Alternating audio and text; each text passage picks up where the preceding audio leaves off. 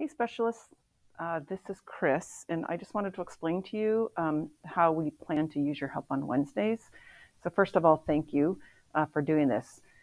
We're going to send students to you who we're picking them because they lack any concept of how place value works. At least I know my student does, and that's what I asked my team. And so actually we're going to give you two activities. The first activity is a place value match, and it's pretty simple. You're just going to have a deck. I gave you 2 decks in case once, if kids get good at this, you could pair them up. So each deck has, let me show you here. So the decks are going to have cards that show a certain quantity in tens and ones, and then the corresponding number card. So I don't think there's like 8 or 10 pair in here, but there's just a range. And for every card that shows tens and ones, there is a matching numeral card. So you just turn them over and randomly and make it a match game. So it's pretty simple.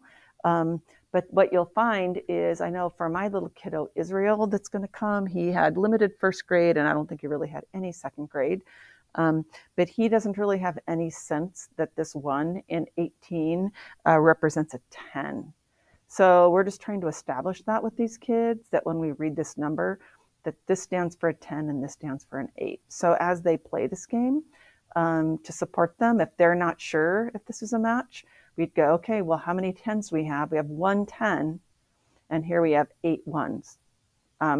And it's kind of a complex idea for kids that, didn't have much first and second grade experience, that we can have a 10 of something and it can also be 1 of something. So anyway, that's the first game, and it's super easy. Like I said, there are 2 decks.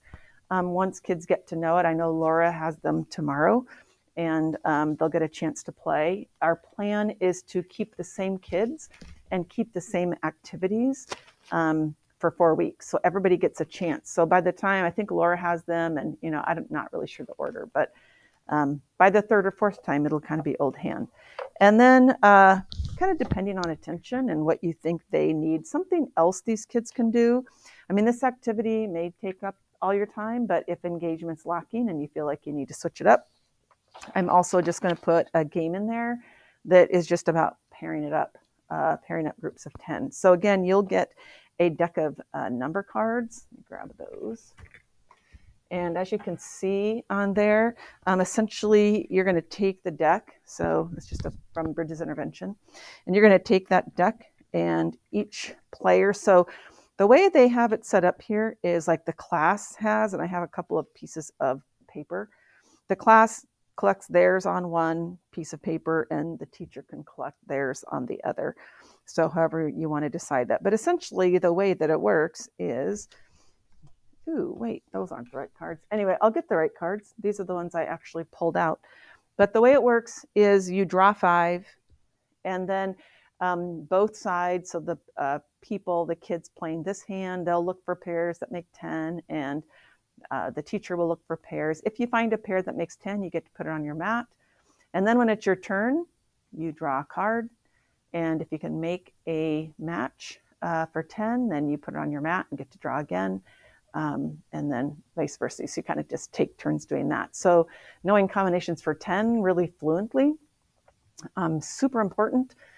It's kind of a kindergarten, first grade skill, but it really becomes important with double-digit addition and subtraction. So those are the activities. Again, there should be 3. I don't think Pat is going to send one. I believe Alexis, Brittany, and I know I have one that I'm going to send. So it'll be 3, possibly 4 if everybody's here. And you'll be working in Lori Dillard's classroom. And we agreed the safest thing is for the specialist to drop by each classroom and pick up that student. And yeah, so we'll do a round of it for a month, and then check in, and potentially we'll do the very same activity, but just with 4 different kids that either they need to continue, or we've got, a pretty significant bunch that need support. So anyway, thanks you guys.